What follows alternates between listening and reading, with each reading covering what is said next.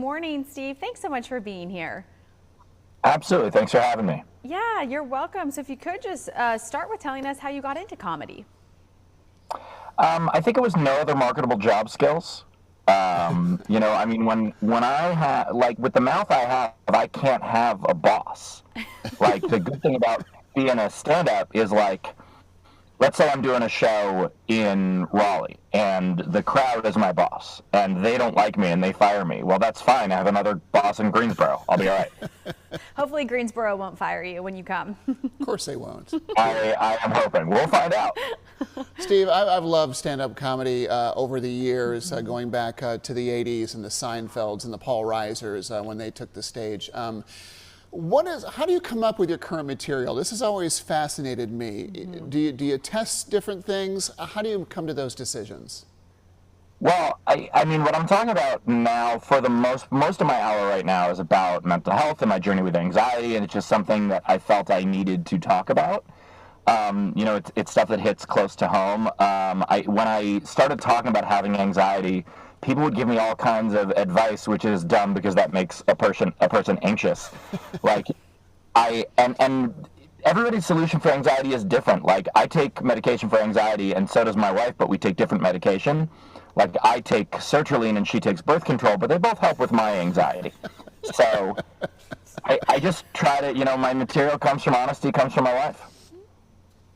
I like that Yeah. too, and some kind of don't like to talk about those topics, Sure. but you're probably bringing it, kind of a lighter feel and humor. Yeah, and a lot of people can relate to things like that, especially nowadays, and you bring some comedy along with that. I really like that too. Steve, how will... Well, I appreciate that. Oh, good. Well, thank you. And how will next week's show, do you think, compare to your recent special you have on YouTube right now?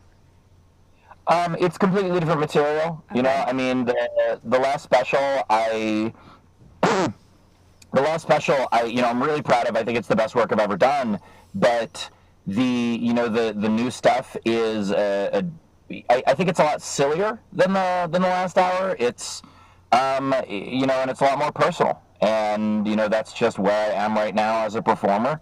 I hope people vibe with it. I mean, I've been running that material for the last couple of months, and it's been doing quite well. So I think people in Greensboro like it. That's great. I mean, obviously, the ultimate goal is to get people to laugh, to get people to kind of forget about their problems for a while. Is there anything else that you'd like people to take away from when they come see Steve Hofstetter in his shows? Well, the ultimate goal for the venue is always to sell food and drinks. But Yes. I get to be a part of that, which is nice as an artist. But I think for people to take away, one of the great things about talking about anxiety and talking about mental health, especially because it's something that a lot of men deal with that is kept hush hush. I mean, my anxiety took the form of an eating disorder, and that's something that a lot of men aren't allowed to have in society. And so one of the things I really like about this current hour is people will come up to me after the show and they'll be like, I always knew I had something and I didn't know what it was, and now I know it's that. And it helps people start on that journey to recovery while they laugh about it. So I'm all for that. Steve, I think it's important to get this last question in. You've been nominated for a Nobel Peace Prize before. What was that experience like? My favorite thing about it, and look, to be nominated, I mean, look, it's nice. It's not like I ever had a chance to make the short list or anything, but my favorite thing is now with online trolls, just being able to use that. Like, if someone comes at me in the comment section, I can say, I don't know how many Nobel Peace Prize nominees have ever told you to shut up, but it's one more than it used to be. So I have to get nominated for a Nobel Peace Prize just for that reason alone, Steve. oh, it's a delight at parties. I bet it is. Steve, thank you for making us laugh this morning, and certainly good luck. We hope for a great show next week in Greensboro. You at home can see comic Steve Hofstetter Tuesday, July 23rd.